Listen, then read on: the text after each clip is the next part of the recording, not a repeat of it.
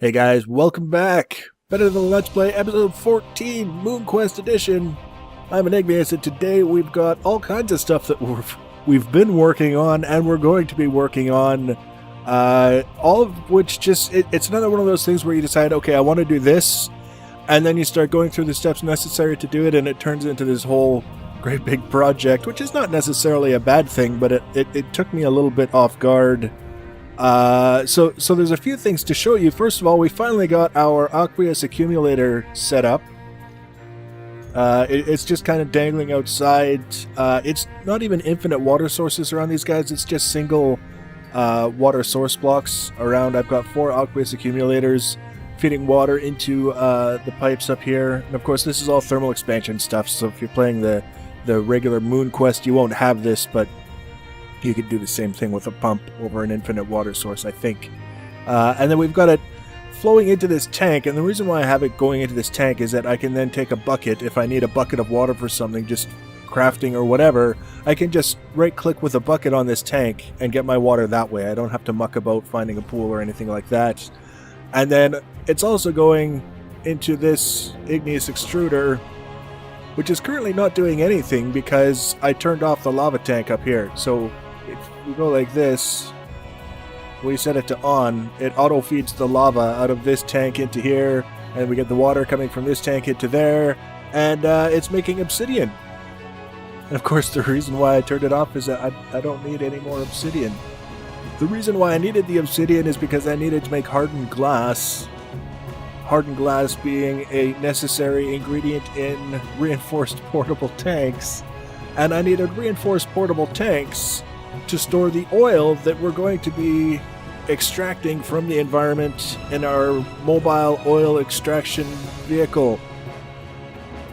Additionally, I wanted to upgrade my modular power suit with some of the basics. Nothing particularly expensive. The glider wings, so I can jump off something and hold down shift and I glide instead of falling, and parachutes, and the railgun, because I need a lot of ender pearls, and it's just so much easier to harvest ender pearls when you can two-shot endermen in pretty rapid succession and not have to worry about playing this stupid little teleport, smack, teleport, smack nonsense, which usually involves the enderman buggering off anyways, and you never get even a chance to see what happens if it would have dropped or not, because the enderman survives. So that's what we've been doing. We've been upgrading our power suit. Now we have to build this mobile oil extraction thing, because we need to turn the oil into rocket fuel for our rocket to go to the moon.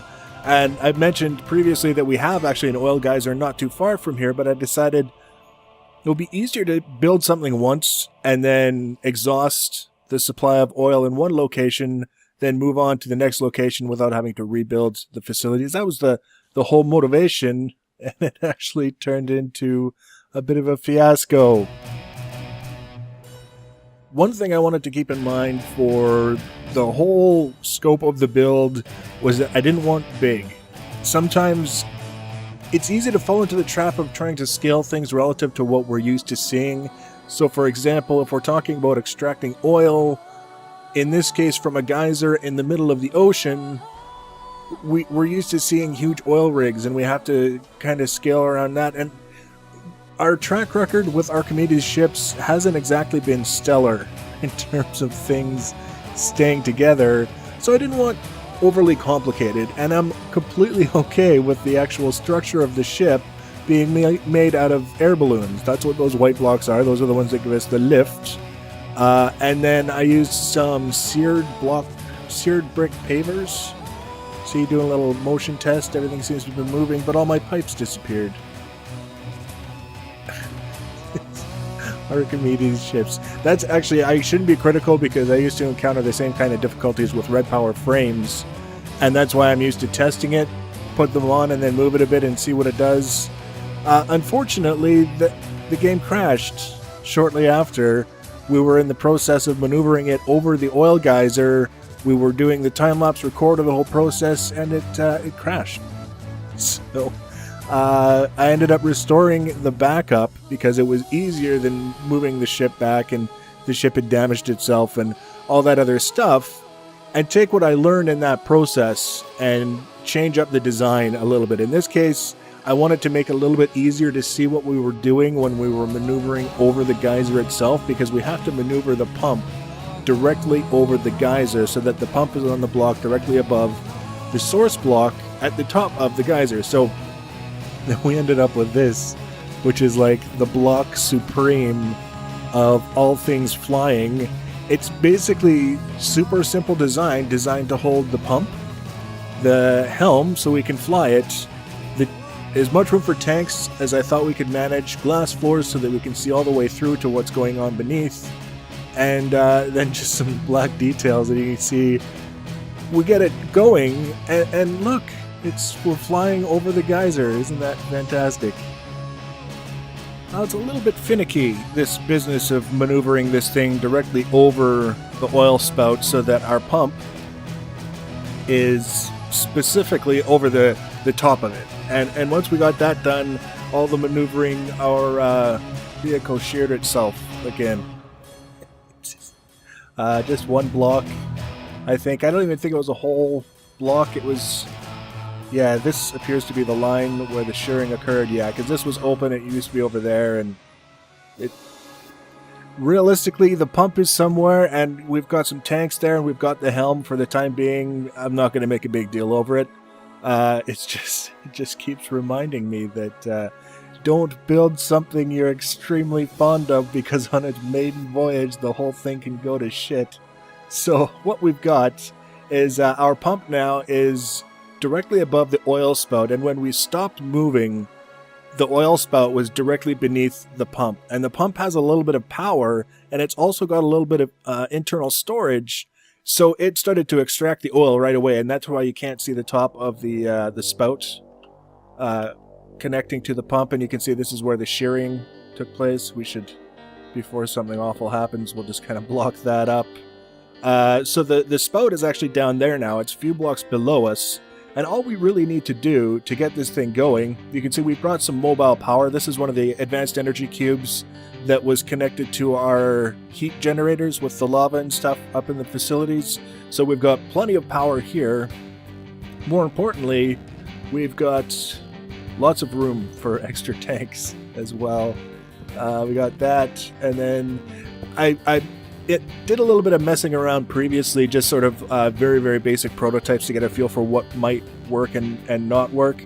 And I found out that the tanks will remain and move with the airship.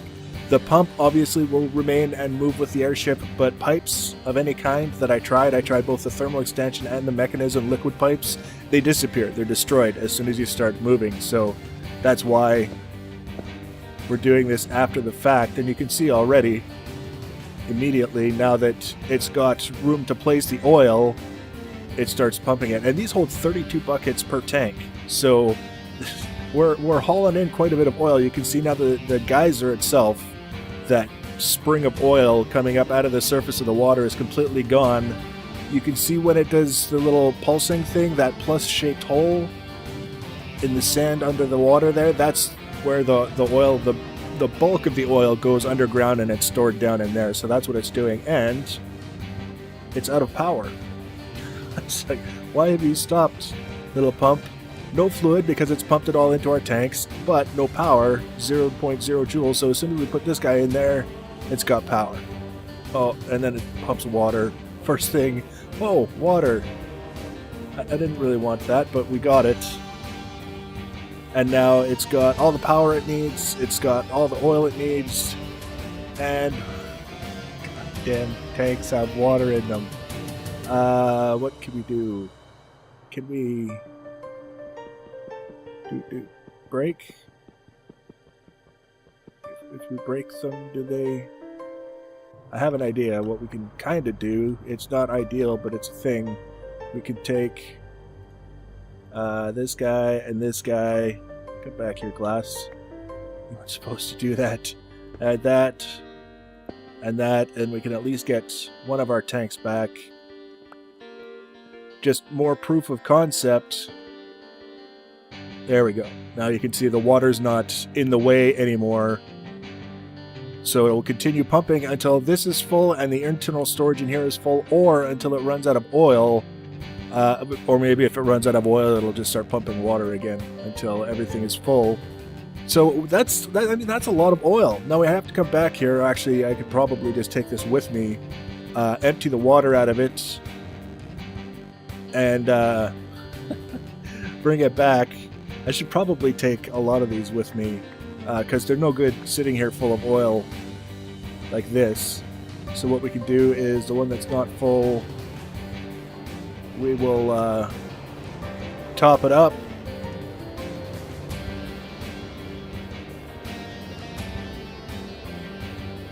Quick and easy. It's once it's working and up and running and we've kind of figured out some of the idiosyncrasies, it's not a bad little system. And now what we can do, like I said, is when we need more oil, we can bring the empty tanks down here.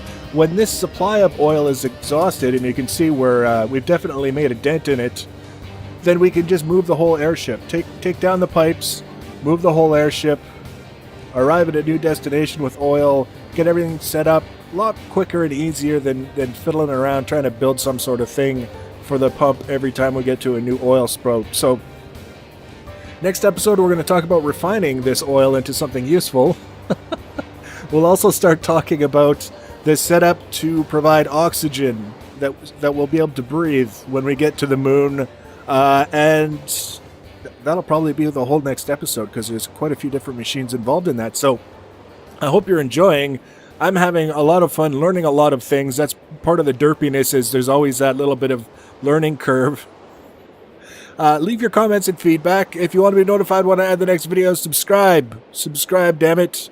And also follow me on Twitter at Enigmaeus1 and Google++ Enigmaeus1. Thanks for watching, guys, and take care.